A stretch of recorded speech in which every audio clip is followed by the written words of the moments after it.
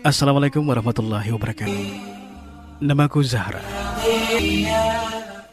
Aku adalah anak sulung dari 3 bersaudara. Terlahir dari keluarga yang kehidupannya biasa-biasa saja. Sebagai anak sulung, orang tuaku begitu menyimpan harapan besar padaku, agar di suatu hari nanti aku bisa menjadi seseorang yang berguna buat keluarga, bahkan bisa menjadi tulang punggung keluarga kelak. Dan untuk mewujudkan semua itu, kedua orang tua aku begitu semangatnya menyekolahkan aku hingga ke perguruan tinggi. Mereka senantiasa memperjuangkan aku agar bisa memberi kebanggaan buat keluarga kelak, meskipun sebetulnya dengan susah payah. Dan pada tahun 2004, aku hijrah ke Kendari untuk melanjutkan studiku di sebuah universitas negeri di sana. Alangkah bahagianya hatiku kala itu, manakala menyadari bahwa aku begitu didukung oleh orang tuaku untuk kuliah, sementara tidak semua teman-temanku di kampung bisa seperti aku. Sebab ada beberapa temanku yang begitu lulus kuliah, ada yang langsung menikah, ada yang menganggur, dan ada yang sudah langsung kerja. Hari-hari aku lalui dengan normal di Kendari. Sebagai mahasiswi tamatan sekolah umum, jujur aku tidak mengenakan jilbab sama sekali. Ya, biasa. Seperti gadis awam pada umumnya yang belum tersentuh oleh hidayah apapun. Aku begitu menikmati segalanya. Ngerumpi bersama teman-teman di kelas sebelum dosen datang. Belajar bersama mahasiswa laki-laki bila ada tugas bersama. Bahkan pernah sampai menjalani masa pacaran dengan kakak seniorku. Aku benar-benar merasakan bahwa masa itu adalah masa paling indah. Aku lupa bahwa di kampung sana orang tuaku begitu dengan susah payahnya mengadakan segala kebutuhanku, hanya dengan tujuan agar aku berhasil menjadi sesuatu yang mereka inginkan. Sementara aku sendiri tidak begitu fokus pada studiku. Usiaku yang begitu labil membuat aku lebih menghabiskan hari-hariku di Kendari dengan berleha-leha. Adapun kuliah aku jadikan sebagai nomor 2. Hari-hariku nikmati masa-masa keberadaanku di Kendari saat itu. Hingga suatu saat, aku sedang duduk di pekarangan masjid menunggu temanku yang sedang kajian. Aku didekati oleh seorang wanita bercadar. Yang aku tahu, dia dari sebuah organisasi muslim di kampus. Gadis itu menyempatkan diri untuk berkenalan denganku. Dan dengan lembutnya disebutkan namanya. Kenalkan, saya Raihana, mahasiswi Fakultas Hukum semester 7. Ujar gadis bercadar itu memperkenalkan dirinya. Dan padanya juga tak lupa aku perkenalkan diriku. Percakapan di antara kami pun terjadi. Setelah berkenalan sebelumnya, beberapa saat kemudian, tiba-tiba gadis yang bercadar bernama Raihana itu berujar padaku yang membuatku sedikit kaget. Maaf dek, cantik sekali rambutmu ya. Dirawat pakai apa? Tanya Raihana padaku. Dengan dahi berkerut, aku memberikan jawaban padanya. Terima kasih. Cuma pakai sampo doang kok. Ada apa ya? Tanyaku lagi. Oh, enggak. Saya cuma kagum pada rambutmu. Sehingga dada saya berdegup kencang dan merasakan bahwa ada sesuatu yang lain di hati saya saat melihatmu dari kejauhan tadi. Sela Raihana lagi padaku. Maksudnya? Begini, lanjut Raihana. Sebelumnya saya meminta maaf bila saya lancang pada kita. Tetapi jujur melihat kau duduk di sini dengan rambutmu yang bercahaya dan panjang diterpa angin sepoi-sepoi, membuatmu tampak cantik kelihatan dari jauh. Sehingga jangankan pria-pria hidung belang, saya saja, seorang wanita merasakan sesuatu yang lain dengannya. Sehingga saya datang mendekatimu. Dan itu baru saya, seorang wanita. Apalagi lawan jenis kita. Afwan dek.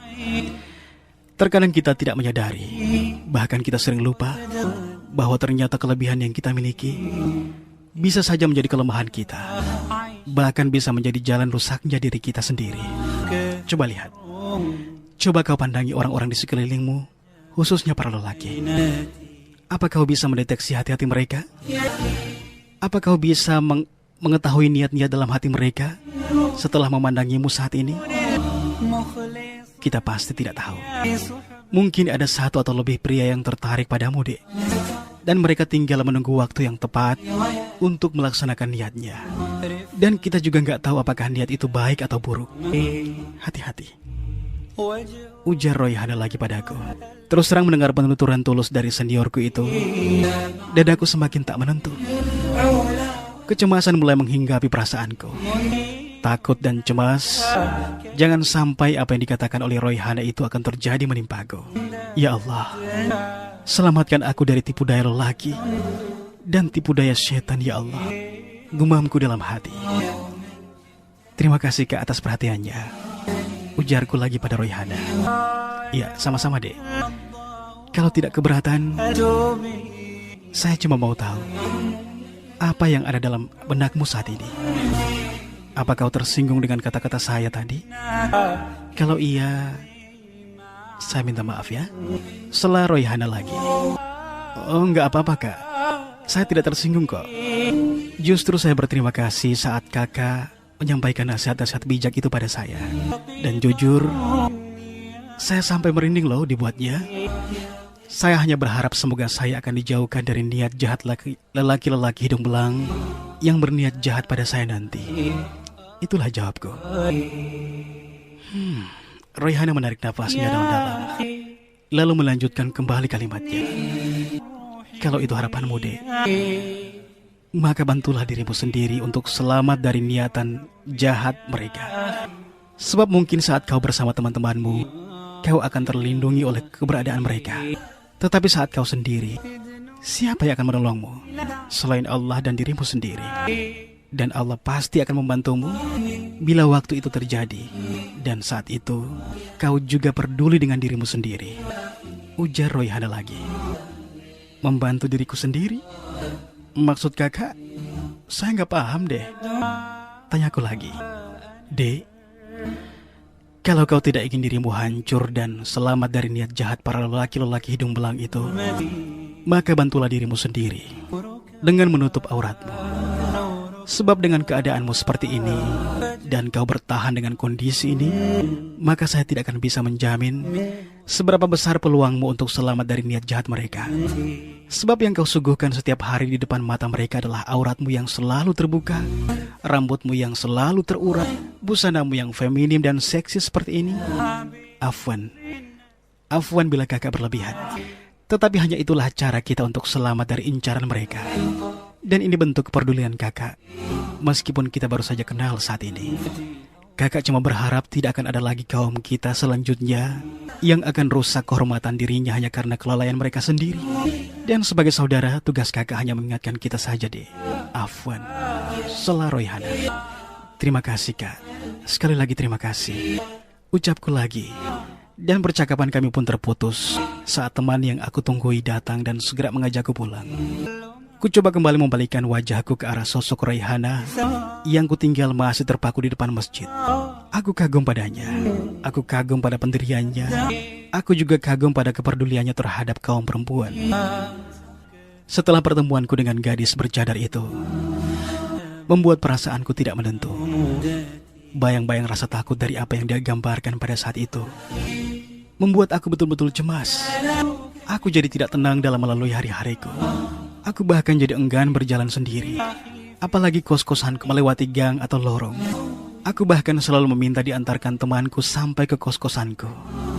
Hari demi hari ku lalui dengan kecemasan. Bayang-bayang gadis bercadar dan nasihatnya itu selalu membuatku dihantui ketakutan. Ada apa denganku? Dan sampai kapan aku begini? Itulah tanda tanya di dalam hatiku bila sedang dirasuki rasa cemas itu. Dan beberapa hari kemudian, aku memberanikan diri mencari kembali Royhana, seniorku di fakultasnya. Tetapi tak satupun yang mengenalnya. Padahal seingatku dulu katanya dia semester 7 Fakultas Hukum. Tapi kok gak ada yang nama begituan? Siapa dia ya? Kok bisa-bisanya dia menipu aku? Ujarku dalam kebisuan yang tidak habis pikir. Akhirnya karena tidak mendapatinya di fakultasnya, aku berinisiatif menunggunya di masjid. Siapa tahu dia ada di sana. Dan alhamdulillah benar saja dugaanku. Sebab yang ku nanti akhirnya datang juga. Seperti biasa aku duduk di depan masjid sambil membaca komik kesukaanku. Dan sapaan halus suara yang tidak asing itu pun kudengar kembali. Assalamualaikum Dek Zahra. Sapa suara itu yang tidak asing lagi di telingaku. Iya, suaranya Royhana. Aku sangat senang sekali melihatnya saat itu. Pembawaannya yang tenang, dengan tuturnya yang begitu santun. Waalaikumsalam Kak. Kakak bagaimana kabarnya? Tanyaku lagi. Alhamdulillah baik. Kita Dek? Alhamdulillah baik juga Kak. Oh ya, tadi saya nyari kakak ke fakultas. Semua kelas saya masuki. Tetapi katanya tidak satupun yang mengenal kakak. Emang benar nggak kakak fakultas hukum? Tanyaku pada Royhana. Masya Allah. Jadi kita nyari kakak Dek. Afwan, kakak lupa sampaikan bahwa Royhana itu nama kuliah kakak. Dan teman-teman memang kenalnya bukan nama itu, tetapi nama asli kakak. Sehingga bila kau cari nama Royhana, gak bakalan dapat. Ya, kecuali nanya pada teman kakak yang juga satu halakah atau orang-orang yang bercadar. Mereka pasti kenal kakak. Jelasnya padaku. Oh, begitu toh. Ya udah, maafin aku ya karena telah salah menduga. Oh ya Kak, saya mau curhat lagi boleh nggak? Curhat? Soal apa Dek? Soal aku? Ingat gak saat dulu kakak pernah menasihati aku beberapa pekan lalu? Iya? Kakak masih ingat? Kenapa emang Dek? Alhamdulillah kalau begitu. Begini Kak, jujur aku kepikiran sama kata-kata kakak tempo hari. Aku juga merasa gak tenang setelahnya. Entah kenapa aku selalu dihantui perasaan takut, sehingga gak mau kalau jalan sendiri tanpa ada teman. Aku bingung cara mengatasinya Kak. Apa sebaiknya mungkin saya pakai busana muslimah aja ya? Oh itu. Menurut kakak sih kalau kau gak keberatan, ya sebaiknya begitu. Kau pakai saja busana muslimah yang syar'i. Karena itu akan lebih membuatmu nyaman dimanapun kau berada. Sebab auratmu secara otomatis akan tertutup dari orang-orang yang bukan muhrimmu dan orang-orang yang berniat jahat padamu. Iya, insya Allah Kak. Nanti kalau ada kelebihan rezeki yang dikirim orang tua dari kampung, saya akan berusaha membeli busana muslimah yang syar'i dan akan menggunakannya Kak. Harap maklum, saya cuma dari keluarga sederhana. Kuliah saja sudah senang, ujarku lirih. Kau serius Dek? Tanya Royhana lagi padaku. Iya, insya Allah serius Kak. Lillahi ta'ala. Jawabku pasti. Barakallahu fiik. Alhamdulillah. Kakak senang sekali mendengarnya Dek. Oh ya, kalau kau mau sebentar singgah di asrama kakak ya. Ada sesuatu yang ingin kakak berikan. Atau kita ke rumah kakak sekarang kalau kau gak ada kuliah. Kebetulan kakak hari ini cuma satu mata kuliah dan sudah selesai. Ucap Royhana lirih dengan senyumnya yang berbinar, meskipun hanya nampak dari bola matanya yang menyipit karena senyuman. Entah mimpi apa aku semalam. Sebab semuanya berproses begitu saja. Apalagi ternyata Royhana menghadiahku 4 pasang busana muslimah plus jilbab besarnya. Saat itu, tepat pukul 4 sore di hadapan Royhana, aku mencoba mengenakan busana muslimah itu. Air mataku menitik saat ku tatap bayang-bayang diriku di depan cermin. Subhanallah. Alangkah damainya menggunakan pakaian ini. Kenapa tidak dari dulu aku menggunakannya? Ujarku dalam hati. Sementara Royhana menatapku dengan senyuman yang tidak pernah lepas dari bibirnya. Kulihat juga ada air mata bening jatuh dari kelopak matanya. Royhana menyampaikan padaku bahwa dia merasa bahagia karena aku memilih jalan benar, yaitu hijrah dari aku yang dulu ke aku yang sekarang.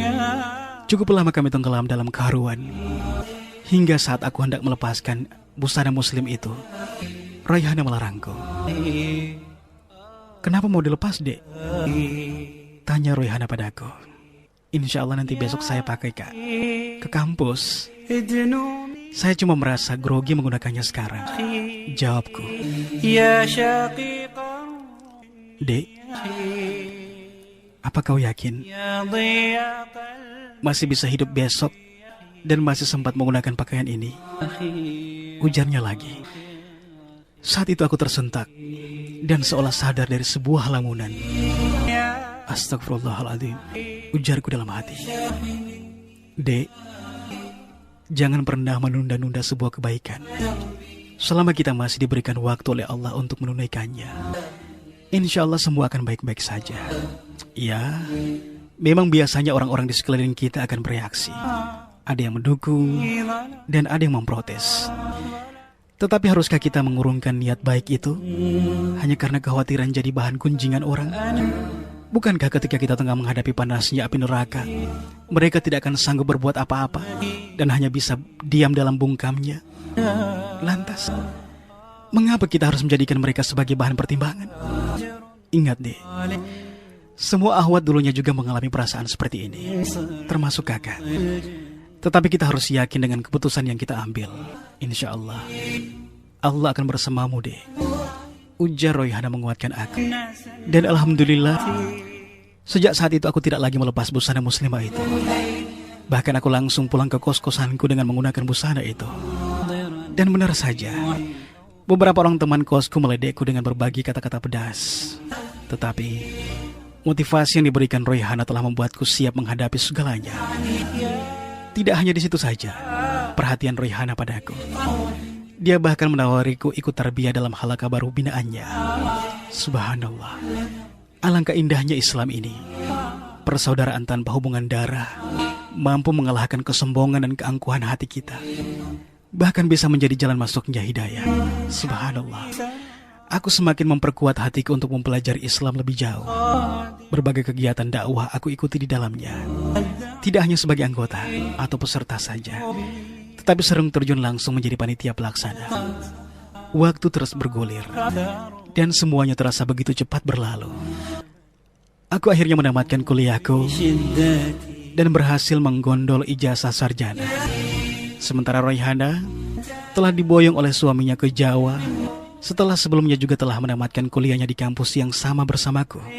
Subhanallah, Royhana begitu sangat berjasa untuk hidupku, dan aku tidak akan melupakannya.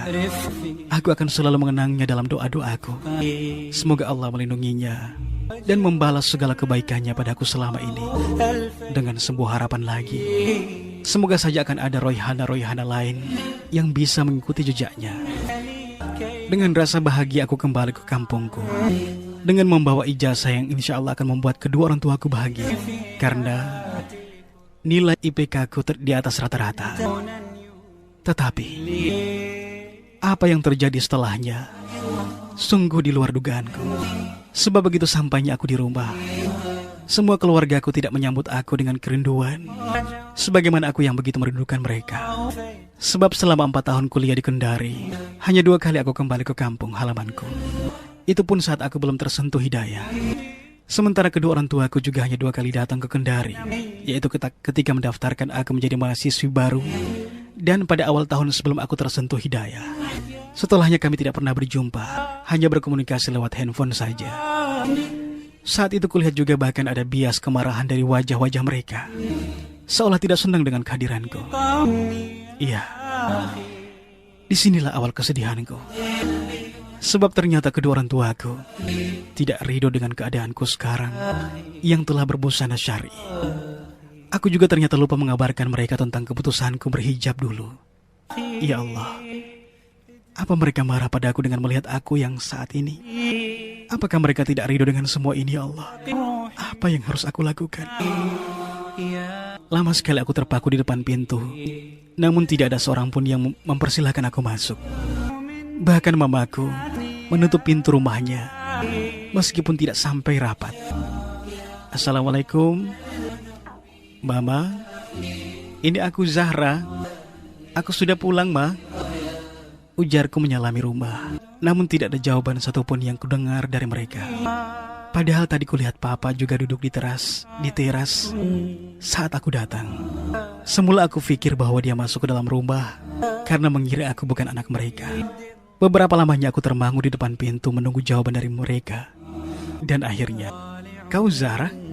Suara lirih Papa menyapaku. "Iya, saya Zahra, Papa," balasku. "Zahra? Lantas kenapa kamu memakai pakaian seperti ini, Zahra? Apa maksudmu? Apa Papa dan Mama membiayaimu kuliah untuk semua ini?" Dasar anak tidak tahu diuntung, ujar suara keras padaku. Mendengar semua itu air mataku menetes di pipiku. Aku tidak sanggup menatap papa yang tengah berdiri di depanku dengan wajah sangarnya. Saat itu aku hanya menundukkan wajahku, menyembunyikan air mataku dari papa. Hingga tiba-tiba kurasakan tangan keras mendarat di pipiku 2 kali. Dasar anak kurang ajar, tidak tahu diuntung. Apa-apaan kau ini? Kau pikir dengan melihatmu sekarang papa dan mama bangga? Begitu? Kau pikir dengan melihatmu sekarang papa dan mama akan bahagia? Begitu Zahra? Tidak. Tidak Zahra. Papa dan mama justru kecewa karena kau seenaknya berbuat tanpa meminta pertimbangan kami. Oh, apa kau sudah merasa besar? Sudah sarjana? Sehingga bisa seenaknya mengambil keputusan untuk sebuah tindakan seperti ini? Ujar papa semakin keras padaku. Air mataku pun semakin deras mengalir saat itu. Maaf pak, Zahra tidak bermaksud begitu. Zahra hanya ingin menjadi seorang muslimah yang soleha, agar mama dan papa bisa merasa bangga di hadapan Allah. Zahra hanya ingin menjadi muslimah yang baik, Pak. Maafkan Zahra. Pelasku pada papa. Apa? Menjadi muslimah yang taat, katamu? Zahra, kau pikir menjadi muslimah yang baik itu mesti harus memakai busana seperti itu? Kau pikir dengan jilbab pendek saja orang tidak bisa taat, tidak bisa baik? Begitu Zahra? Banyak sekali alasanmu Zahra, ujar papa dengan nada suaranya yang semakin keras. Saat itu aku hanya bisa diam dalam tangisan, sebab aku tidak ingin menambah amarah ayah mengetahui kalau aku membantah beliau. Benar-benar kau Zahra ya? Kau tidak mengerti perasaan papa dan mama. Bukankah kau tahu bahwa kau adalah harapan satu-satunya kami? Kau lihat sana, adikmu masih kecil-kecil dan papa sudah tua. Meskipun papa sudah tua, tetapi papa berusaha mengadakan biaya kuliahmu agar kau bisa sekolah tinggi dan bisa mencari kerja setelahnya. Kau tahu nak, untuk semua itu papa rela kerja keras siang dan malam. Cukup tak cukup papa selalu mengadakan semua kebutuhanmu. Bahkan papa harus rela ngutang demi pendidikanmu. Tapi begini yang kau berikan pada kami Zahra. Begitu lulus ternyata kau sudah seperti ini. Coba kau lihat tantemu Zahra. Coba lihat tantemu. Dia saja tidak pakai jilbab dan menyandang gelar sarjana, namun sekarang gak pernah dapat kerja. Apalagi kamu dengan penampilan seperti ini. Sekarang papa minta padamu, buka pakaian ini. Buka sekarang juga. Dan kembalilah kau menjadi Zahra yang dulu papa kenal. Nanti sebentar papa belikan kau jilbab kecil, yang penting bisa menutup auratmu. Buka Zahra, ujar papa memaksaku membuka jilbab dan cadarku. Dan dengan kekuatannya, papa berhasil menarik jilbabku. Dalam linangan air mata, aku berusaha berlari ke dalam kamarku untuk menghindari kebrutalan papa. Namun papa berusaha menarik tanganku dan mencegahku masuk ke dalam kamar. Zahra, siapa yang menyuruhmu masuk ke dalam rumah? Papa belum selesai bicara. Kalau kau mau masuk ke dalam rumah ini lagi, maka tinggalkan kebiasaanmu menggunakan busana itu. Sebab jika tidak, maka kau tidak usah lagi masuk ke dalam rumah ini lagi. Papa dan mama lebih baik dan lebih rela kehilanganmu daripada melihatmu seperti ini. Kau asing di mata kami, dan papa tidak menyukainya Zahra. Silakan kau pilih yang mana. Papa kasih waktu kau berpikir sekarang juga. Bila kau memilih tetap dengan pendirianmu, maka silakan angkat kaki dari rumah ini lagi. Dan lupakan bahwa kami adalah orang tuamu. Sebab papa dan mama tidak sudi punya anak sepertimu. Dasar tidak tahu diuntung, teriak papa padaku sambil menyeretku lagi ke depan pintu. Air mataku semakin berlinang saat itu dan tidak tahu harus berbuat apa. Aku tahu karakter papa yang keras, karena bila aku menyangga ucapannya, maka aku tidak tahu hal apa lagi yang akan dia lakukan padaku. Sementara saat itu aku hanya mengenakan kerudung kecil pengalas jilbab besarku. Dengan rasa pilu aku berlari meninggalkan rumahku dan berlari menuju rumah tetanggaku. Ku dengar papa meneriakiku, Zahra, jangan pernah kau datang lagi ke rumah ini. Pergilah kau jauh-jauh dan jangan pernah kembali lagi. Mendengar semua itu, aku terus berlari meninggalkan rumah dan menuju rumah tetanggaku yang tak jauh dari rumah. Aku tidak menyadari banyak tetangga-tetanggaku yang memperhatikan kejadian itu, sehingga tidak ada satupun di antara mereka yang menampungku sebab takut dengan papaku. Aku sedih saat itu. Aku berjalan tertatih-tatih sambil menangis, mencoba membayangkan masa kecilku dulu, ketika aku disayang, ketika aku dimanja, ketika aku hidup bersama kedua orang tuaku dengan bahagia. Tetapi sekarang, aku diusir dari rumah, hanya karena aku ingin berubah. Ada apa ini? Kenapa semuanya seperti ini?